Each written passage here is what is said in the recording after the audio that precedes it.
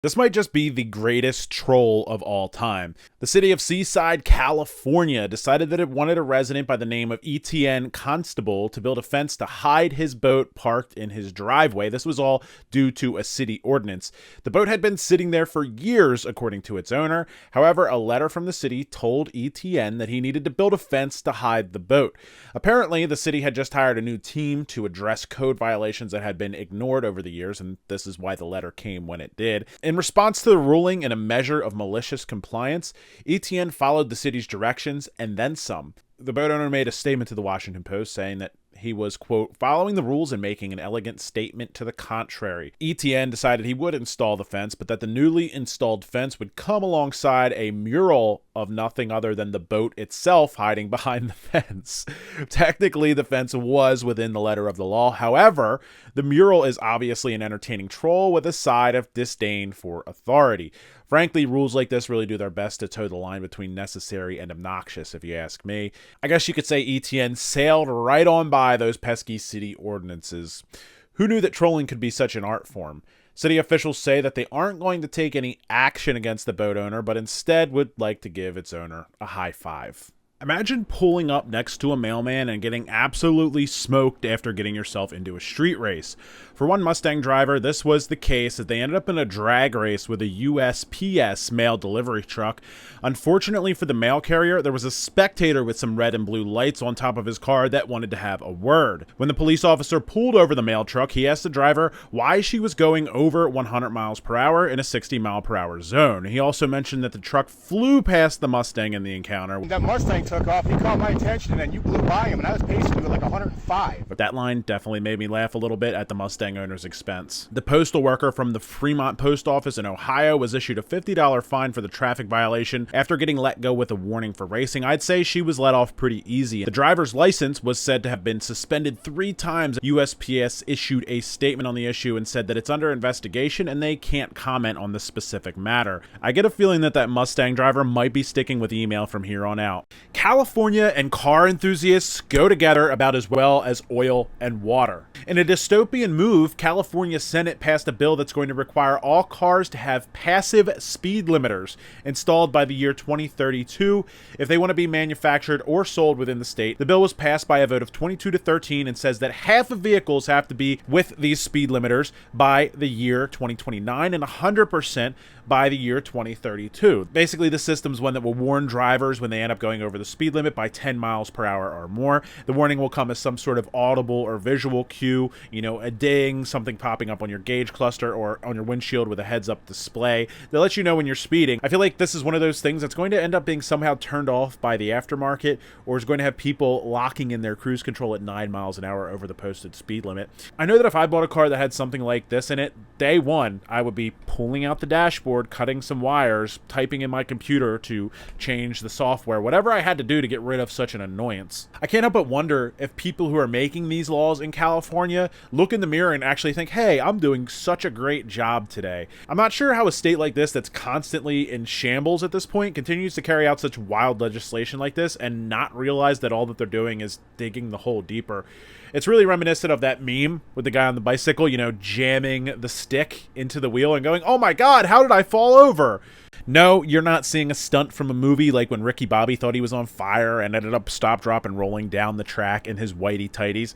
Instead, this is a very real and incredibly terrifying event that happened back in 1981 at the Indy 500 with driver Rick Mears when his car caught ablaze, but the plot twist is that the fire was actually invisible. Seems like a science fiction movie, but it's not. It's safe to say that I have a new fear unlocked.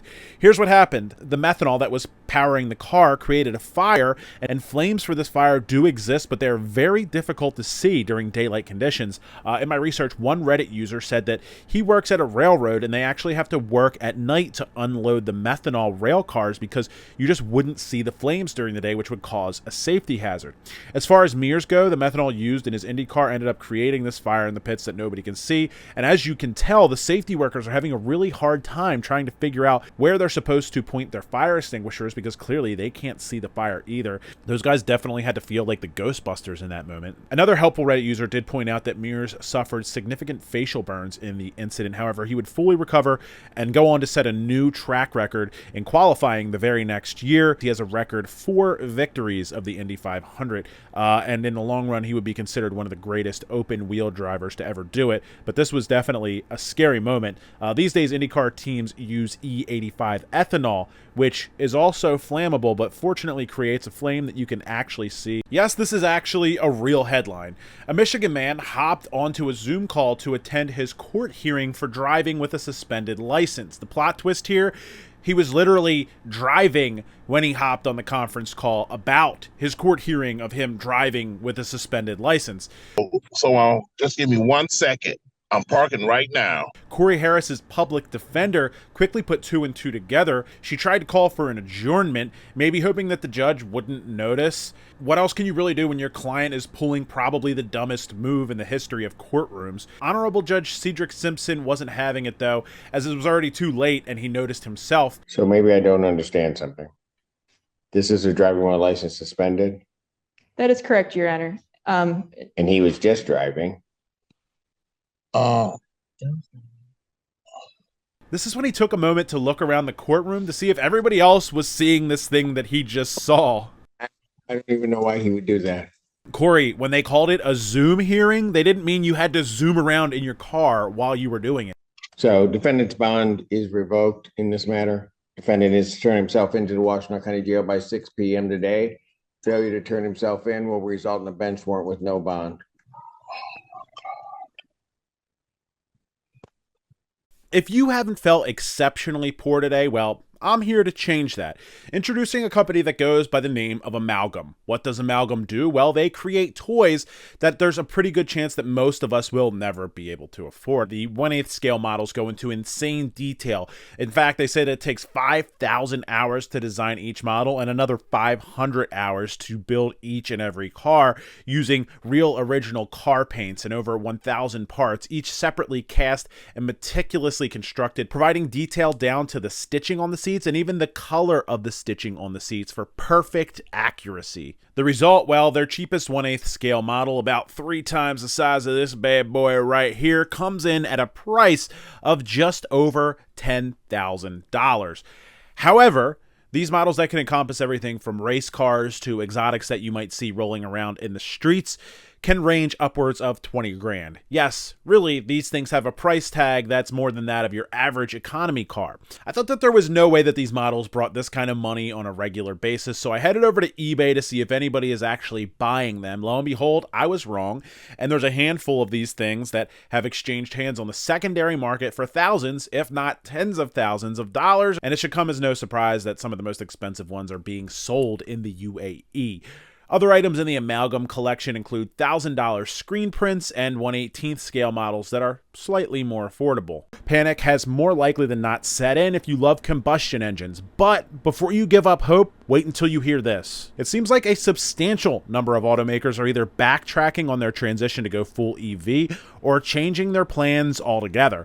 Let's read a couple of the relevant headlines. Cadillac becomes the latest company to backtrack on EV-only commitment. Cadillac originally set the date for 2030 to go full EV. However, after a dip in demand, that's no longer going to be the case, as Cadillac relays, quote, EVs and internal combustion will coexist for a number of years. Motor One relays, Mercedes admits defeat, reportedly drops 4-cylinder for V8 and CLE 63. Again, a lack of demand. CarScoop says Lamborghini cites slow sales of electric supercars, and its CEO says it's too early for fully electric supercars. Well, Stefan, maybe it's not too early just now. Maybe it'll always be too early. Ford Authority relays that Ford CEO Jim Farley stays dedicated to a claim that he made back in 2021 when he said that he will fight to keep the V8 around even when others are moving on. Quote, as long as God and the politicians let us. Perhaps the most large scale of backpedals comes via Jalopnik when we find out that the entire country of the UK backpedaled from banning all combustion sales by 2030 and has moved the timeline to 2035. It seems like the market is really speaking with its wallet here. I feel like every other day I see another brand hitting the brakes or completely changing course to keep combustion engines alive, which might help you to feel a little bit better, even though